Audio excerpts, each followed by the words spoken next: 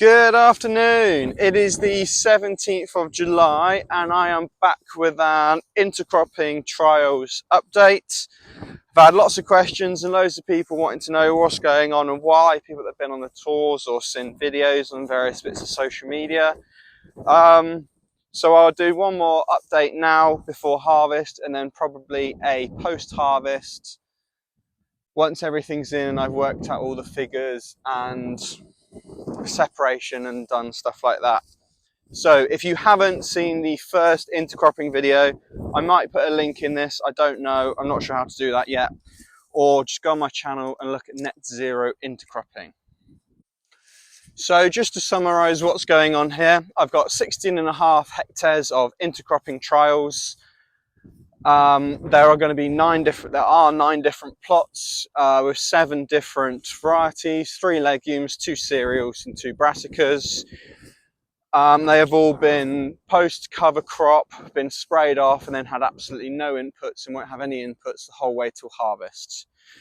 The idea is low inputs, high outputs, see what works well, see what doesn't, see how they benefit following crop, see what's profitable, see what isn't. So let's start with the first field here. This is where we've got the kind of earlier crops, barley, peas, mustard, all that sort of stuff. Drilled on the 19th of April, so not ideal. But this first plot is the largest in this field. It makes up the balance once you've taken out the 48 and 24 metre tramline strips you can see over there. And this is peas and barley. And I'll be honest, it looks quite good. It's up to my knees. There is some wild oats and thistles, as you can see. Not a huge amount, but not a little bit.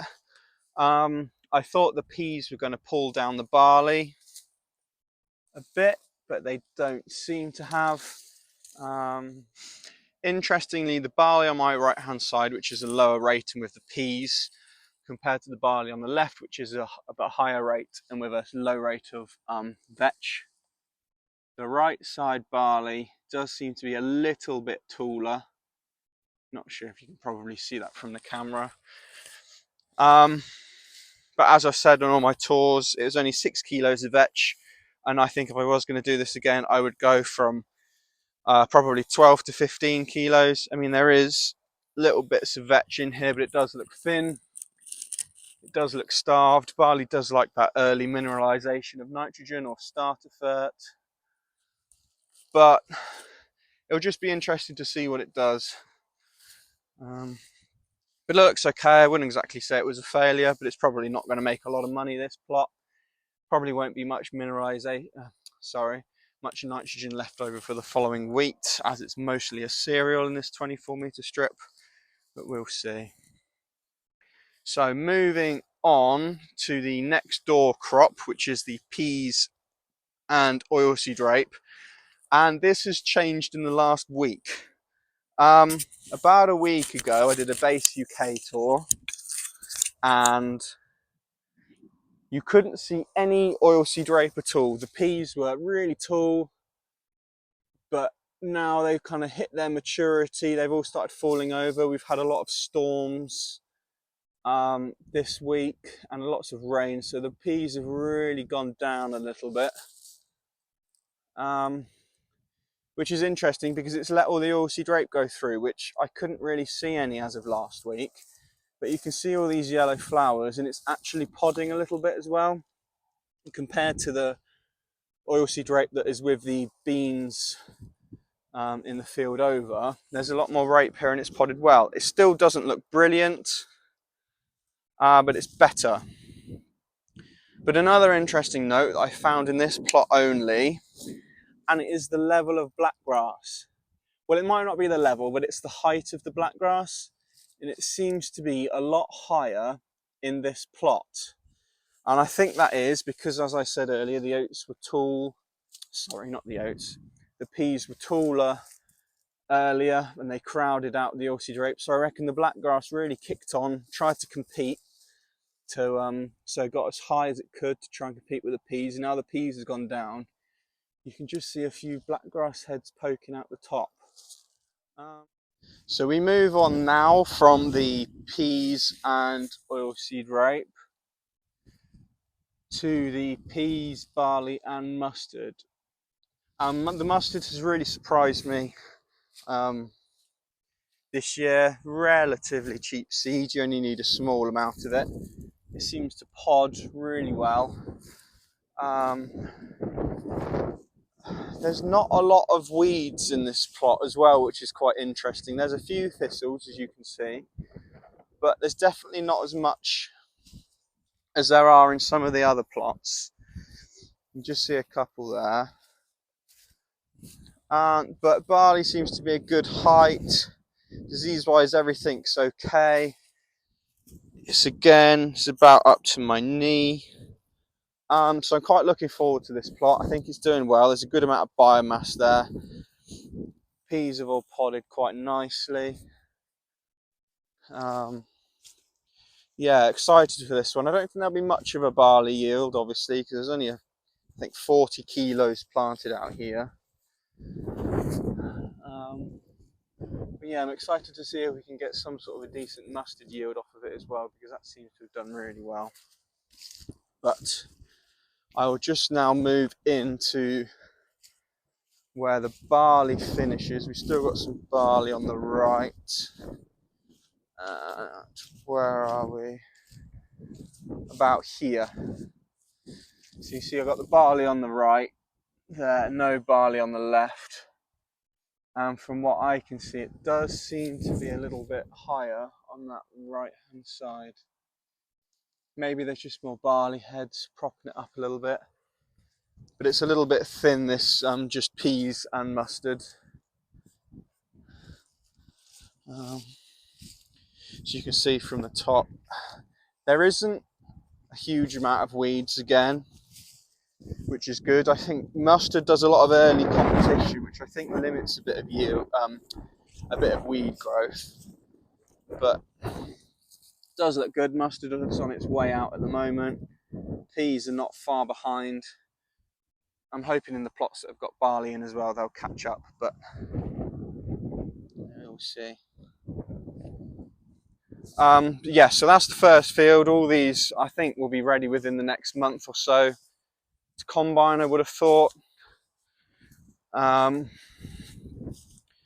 But probably where I am at the moment, I'm thinking best crop in this field is going to be the three-way mix.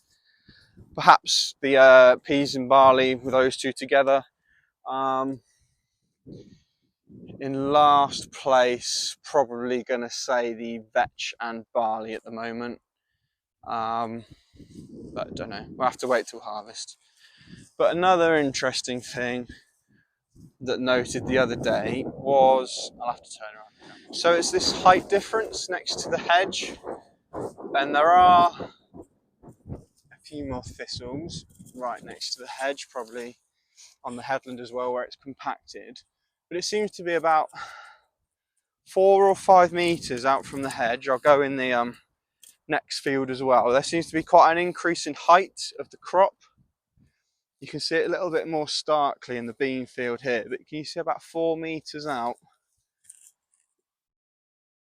Much higher next to the hedge. Not sure why that is.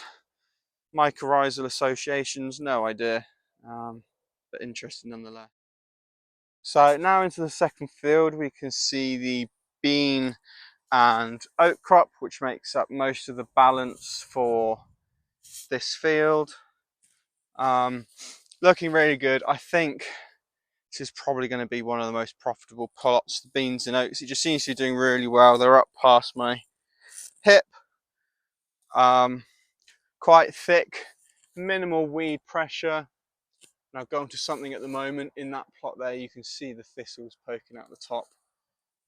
Actually, I'll go down to the line between the two plots there, just while I'm talking about weeds. There's a lot of mayweed in this field compared to the other field over there, which is interesting. As you can see down here. But thistles. So on the left side, I wonder if I can zoom in. There we are. On the left side is the beans and oilseed rape, and on the right is the oats and vetch. And yeah, you can literally see to the line of the plots where there is a thistle pressure. And then this slight little drill miss here, there is a huge amount of thistles. And there's been no prior treatment to any of this, but whether it's oats competing and not allowing the thistles to get going, I don't know. It probably is, because there is a little gap down the middle from another little drill pass, as you can see here, and there are thistles in this bit. But on the whole, it seems to be in this field that weed pressure is definitely a lot better. So oats and vetch here. Then my left side is where the vetch was drilled too thick, but looks really good. You'll see it's very green from the drone photos in this bit. And again, where it's done at 6 kilos, I don't think it's quite enough to really do anything. But it is podding, it is looking good. The oats, while they are light green, seem to be doing well. They are very good scavengers. So it'll be interesting in this plot to see how well the following week does. See if the oats have scavenged everything away. But about the same sort of height in the oats here compared to the beans and oats, the boats. There's no real difference from what I can see down the line. Maybe slightly bit taller on the left. But there's lots taller beans on the right, which is probably masking it a little bit. But right, we'll go on to the next plots now. So we are now into the plot with the beans and oilseed rape on my right hand side, and the beans, oilseed rape and oats on my left, a three-way mix here. And as you can see, compared to with the peas, there is not a lot of oilseed rape. Where there is down here, small, it's not really podding very well. I'm just going to pull one up here. I mean, this doesn't even have any pods. It won't focus anyway. But it's aborted some pods as well. There are some on the left, on my right, sorry, with just the beans behind this big thistle. But yeah, not great in this field, considering this was doing better than the peas a week ago, and it's all changed again. So yeah, a little bit disappointing, but looking good. There might be some oilseed rape yield out of this, but I'm not expecting a lot. The beans and oilseed rape is probably the worst in this field. The worst plot, it's pretty much just beans. But interesting on the beans, they seem to have reached the end of their disease resistance. I've got three, what I think are three different varieties there. Whether you can see that middle leaf is really infected with some sort of a rust. And then the one on the left has got a little bit of chocolate spot, and then on the right a tiny bit of rust. And that just shows the benefits of the variety mixes. So if you've got one plant which is very infected with rust, and then surrounded by a few plants that aren't very susceptible, it's going to really struggle to pass that rust on and infect the rest of the field.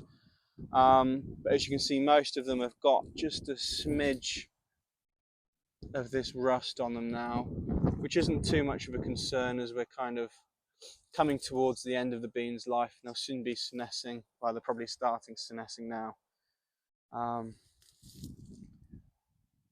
But yeah, definitely the end of the tether for the natural resistance of the beans now. Oats seem all right. We've had no real issues of crown rust, but it's quite tough to tell different varieties apart. But on the whole, disease control across all of these plots has been pretty immaculate, to be honest, considering there hasn't been any. So I hope you have enjoyed that bit of an update, mid-July update. Everything will probably be harvested, probably the earliest plots in that first field within 3 to 4 weeks, and some of these probably between 6 to 7 weeks in this field, given it's a few spring beans. They probably won't be ready towards September sort of time. Best plot in this, I field so far is probably going to be the simple beans and oats, the boats. They do look the best. Be interested to see as there's a few of those on the, as in it includes all the headlands, so probably not as a representative yield as it could be. But worst, I think it's going to be the beans and the oilseed rape, definitely, because there isn't any oilseed rape. But I might persevere with, I don't know, we'll have to wait till the combine goes through whether we persevere with any more oilseed rape in that third year. But overall, I think they're all looking really good at the moment. I'm quite happy with how it's all gone. Disease control has been really easy, insect control has been really easy. These plots have been absolutely alive with insect life, which has been really good to see. Loads of beneficials everywhere. So I've been liking that. So yeah, basically it's wait till harvest and see what happens. Hope and pray. I'll do more of an in-depth, bit more talking about the figures and stuff. But the current spend is anywhere from about £200 to £370 a hectare at the moment. That's including all the operational costs of drilling, rolling, including cover crop costs and all the spraying. So not a huge amount spent so far. Considering all the new SFI stuff that's going to be coming out, it's going to be a very good way of controlling your risk, spreading that risk across your farm with companion cropping, no insecticide, all the other different payments over winter cover crop. Really, you've got a bit of money in the bank before you've even planted a crop, which is quite good. So yeah, alongside these, I'll put some of the other photos from throughout the year so you can see how some of these plots have changed. And yeah, ask me any questions in the comments if you've got some. I'm sure there will be. But post-harvest, what I'm planning on doing is going to hire in a colour sorter for a day. So although we do have a 3-screened rotary cleaner, I think it would be easy, rather than making up costs for that, to just do a day rate for a colour sorter, and I'll be able to clean everything out how I want it, and also have a bit of a better understanding on costs. And so for more of the standard farmer, he'll know what his costs are, if you know what I mean, or she. Anyway, thanks for watching. Hope you enjoy.